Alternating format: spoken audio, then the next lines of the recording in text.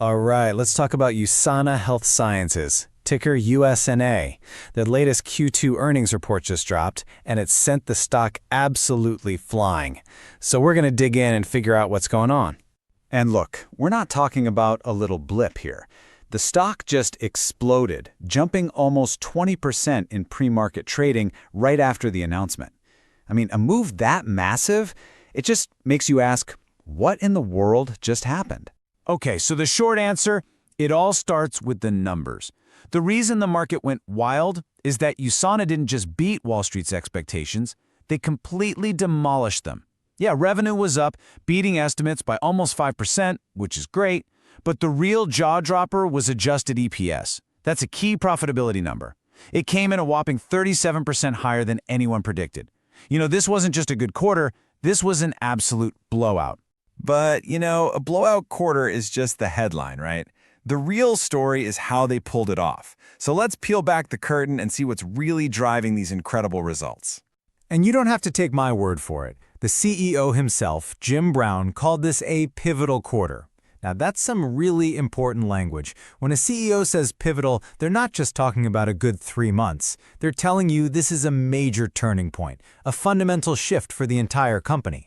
So, one of the first big changes you see is actually pretty simple on the surface.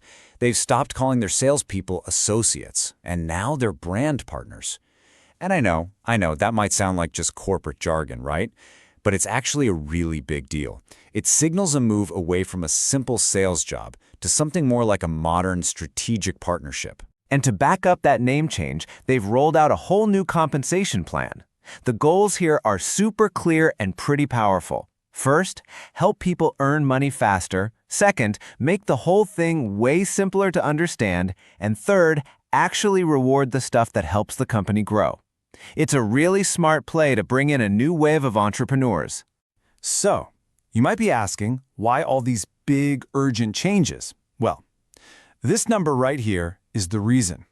USANA's core customer base actually dropped by almost 11% compared to last year. That, right there, is the fire that management is scrambling to put out.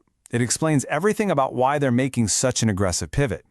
Okay, so how does the company explain a drop that big? They've got a name for it, an anticipatory slowdown. Basically, their argument is that their top sellers hit the pause button on bringing in new people. Why? Because they knew this much better, more lucrative compensation plan was just around the corner. So they waited for the better deal to kick in. It's a huge gamble, but management is betting this dip is about to reverse, and reverse hard. All right, but this comeback story isn't just about fixing the old business. A huge piece of the puzzle and why Wall Street is so excited is what's happening with USANA's new growth engines.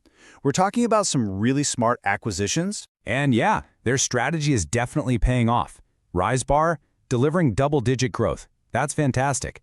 But the real star of the show here is Haya, their children's vitamin brand. I mean, not only is it growing like crazy and getting more profitable, but get this, it just inked a major partnership with Disney. Having Lion King characters on your vitamins, that's a game changer for brand recognition. And just to put Haya's impact into perspective for you, the company is projecting it's going to be about 16% of their total sales this year. So let's be clear, this isn't some tiny side project. This is fast becoming a major pillar of USANA's entire growth story. And the foundation for all of these moves? A rock-solid balance sheet. The company paid off all its credit, so they ended the quarter completely debt-free. Not only that, they're sitting on over $150 million in cash. I mean, that kind of financial firepower gives you so much flexibility to keep fueling the fire and investing in growth. Okay, so the quarter was a definite win. The new strategy looks pretty clear. But what's next? Let's dive into the company's guidance for the future and talk about some of the big questions that are still out there. So looking ahead, management held firm on their full-year guidance. That's a huge signal of confidence. They're still aiming for up to $1 billion in sales. And a lot of that is being driven by insane growth from Haya. They're expecting it to grow by as much as 42%. Wow. But, and this is a big but, management was also super clear that it's not all going to be smooth sailing. They're telling us straight up that they're investing meaningfully in the third quarter to get all these new plants off the ground. And that spending, it's going to put some short-term pressure on their profit margins. So what does that mean for you? It means investors need to be ready for a temporary dip in profits, a trade-off for hopefully much bigger long-term growth. So here's what the rest of the year looks like. Think of it as a roadmap. In August, they've got their global convention. You'll want to watch that for new product news. Then through Q3, the new incentives keep rolling out, and the big one is October, when the whole new plan goes live. These are the dates you'll want to circle on your calendar. Now, the big wild card in all of this is China.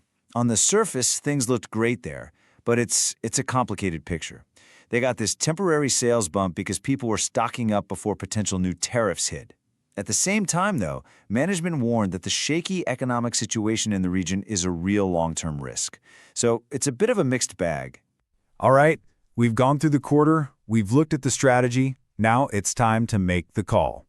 So, when you weigh everything, the big turnaround, the exciting new growth, and all the risks still out there, where do we land on USANA? Our call is market perform. Now, what does that mean? It means we see a really balanced picture here with both significant risks and rewards. Let me break down exactly why we're landing there. Really, our rating boils down to this fundamental tug-of-war.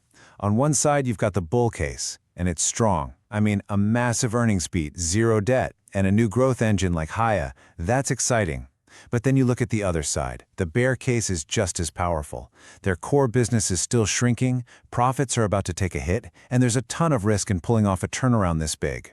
So market perform is our way of saying both of these forces are very real right now. And that really leaves us with the one big question that hangs over everything.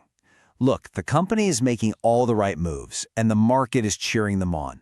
But can they actually turn around that core business and get it growing again before all this excitement wears off? That's the billion-dollar question, and it's the story we'll all be watching for the rest of the year. And as always, remember, this explainer is for informational purposes only. This is not financial advice.